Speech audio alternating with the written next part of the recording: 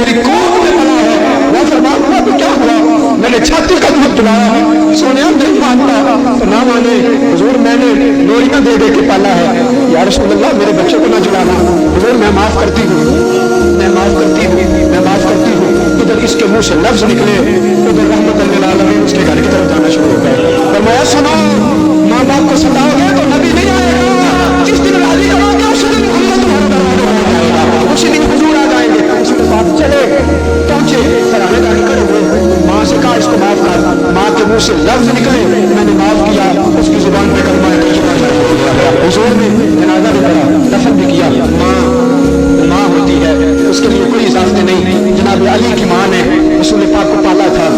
حضرت علی کی والدہ فاطمہ بنت اسد نے پالا تھا۔ میرے عزیزوں، جب حضرت فاطمہ بنت اسد کا انتقال ہوا تو صحابہ فرماتے ہیں علی کم روتے تھے، نبی زیادہ رویا کرتے تھے، اور حضور فرماتے تھے علی کی ماں نے میری ماں تھی، میری یہ سالن بچا بچا کر رکھتی تھی، کپڑے دھو دھو کر رکھتی تھی، بستر بچھا بچھا کر رکھتی تھی، علی کو کم دیتی تھی، مجھے زیادہ دیتی تھی۔ حضرت ابو ذر غفاری فرماتے ہیں کسی کا جی نہیں چاہتا اس کی ماں مرے، لیکن فرمایا علی کی ماں دنیا سے گئی، حضور نے جنازہ پڑھا، نبی پاک قبر پہ پہنچے، فرمایا لگتا ہے تم نے صحیح نہیں بنائی، حضور سیدہ فاطمہ بنت اسد کی قبر میں لیٹ گئے، فرماتے ہیں میں تڑپ اٹھا، میں نے کہا علی کی ماں تجھ سے کوئی حساب لینے والا نہیں، مجھے کوئی نہیں پوچھے گا، ساری رحمتیں تو میں نے میری قبر میں پہنچ گئی، سارا کرم تو میں نے میری قبر میں۔ فرماتے ہیں کسی کا جی نہیں چاہتا اس کی ماں مرے، لیکن جب علی کی ماں سے نبی کا پیار دیکھا میرے دل میں خیال آیا کاش میری ماں مر جاتی، کاش میری ماں ہوتی۔ نبی نے پیار اس کے ساتھ کرتے جو پالنے والی تھی، حضور نے اس کے ساتھ یہ سلوک کیا، جو پالنے والی تھی نبی پاک نے اس کے ساتھ یہ سلوک کیا، جو پرورش کرنے والی تھی حضور نے اس کو یہ پیار دیا۔ میرے صاحبو، جو نبی پاک کی حقیقی ماں تھی اس کا کیا حال ہوگا؟ میرے امام الانبیاء سید کائنات صلی اللہ علیہ وسلم نے ماں کے ساتھ اس نے سلوک کا حکم دیا، ماں کے ساتھ اچھا برتاؤ کرنے کا حکم ارشاد فرمایا۔ حضرت مالک بن دینار فرماتے ہیں میں گیا حج کرنے، کیا دیکھتا ہوں بڑے حاجی آئے ہیں، میں نے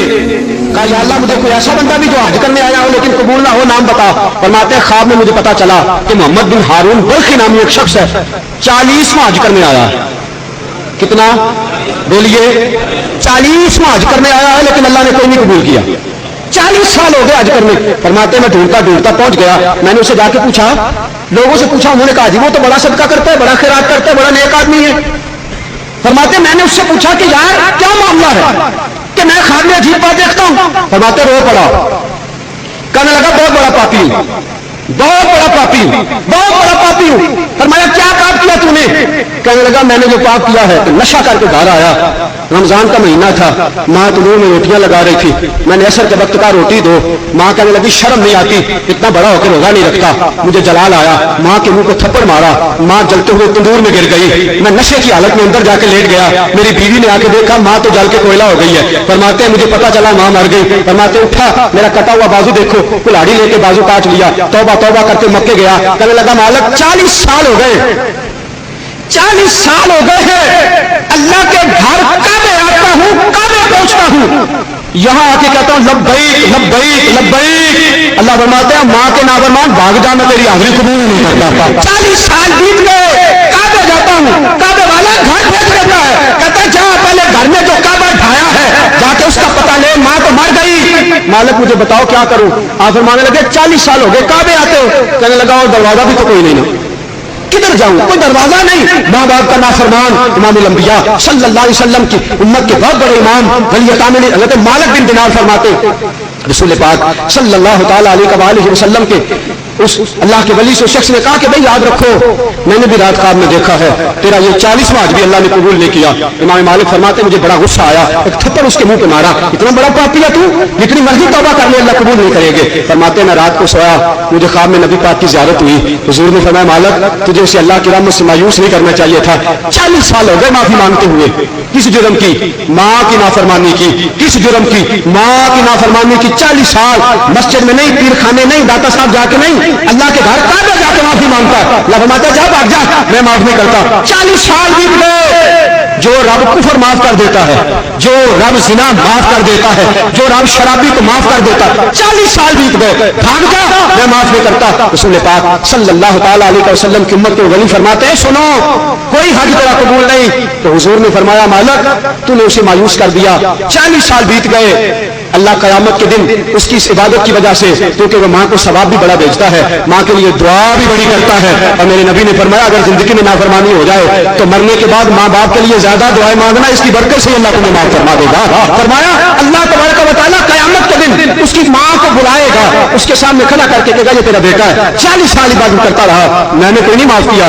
آج بھی کوئی نہیں کروں گا، ساری عبادت اس کے منہ پہ مار کر دوزخ میں پھینکوں گا، اگر تو کہتی ہے تو معاف کر دیتا ہوں۔ حضور فرماتے ہیں ماں وہاں بولے گی، وہاں بھی ماں بولے گی، جس کو تندور میں جلا دیا بیٹے نے وہ ماں وہاں بھی بولے گی اور کہے گی یا اللہ مجھے جلانا ہے تو جلا دے، میرے بیٹے کو جنت عطا فرما، مجھے جلانا ہے تو جلا دے۔ فرمایا اس ماں کے اس قول کی برکت سے اللہ اسے پھر جنت عطا فرما دے گا۔ لیکن 40 سال کی اس کی وہ عبادت، اس کے بعد اللہ اس کو، میرے صاحب زندگی میں کمی، حضرت باجزید فرماتے ہیں میں سارا 12 سال عبادت کرتا رہا، کچھ نہیں ملا، رات کو ماں نے پانی مانگا،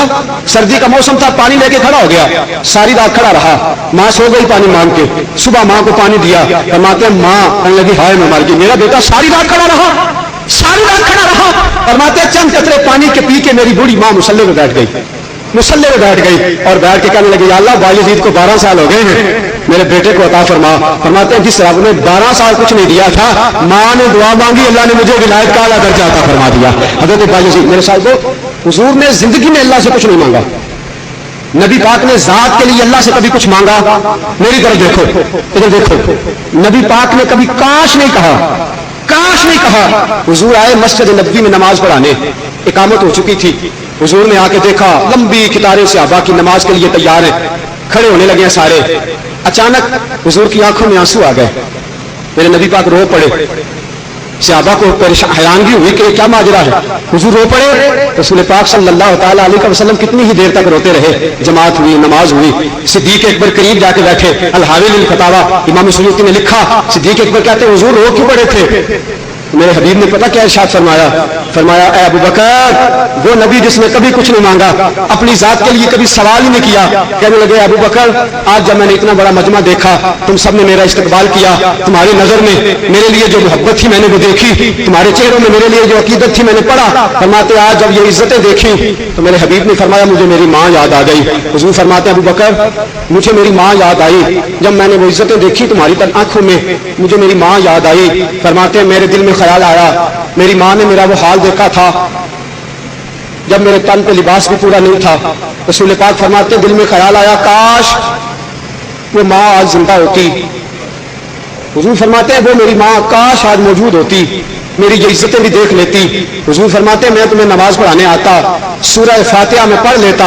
آج یہ سورت مکمل ہو چکی ہوتی، میری ماں کو کوئی کام یاد آ جاتا۔ حضور فرماتے ہیں پردہ اٹھا کے سیدہ طیبہ طاہرہ مومنہ جناب آمنہ کہتی بیٹے محمد میری بات تو سننا۔ حضور فرماتے ہیں قسم خدا کی نماز توڑ دیتا، پہلے ماں کی بات سن کے آتا، نماز توڑ دیتا، چھوڑ دیتا، پہلے اماں جی کی بات سن کے آتا، لبیک کہتا ہوا دوڑ پڑتا۔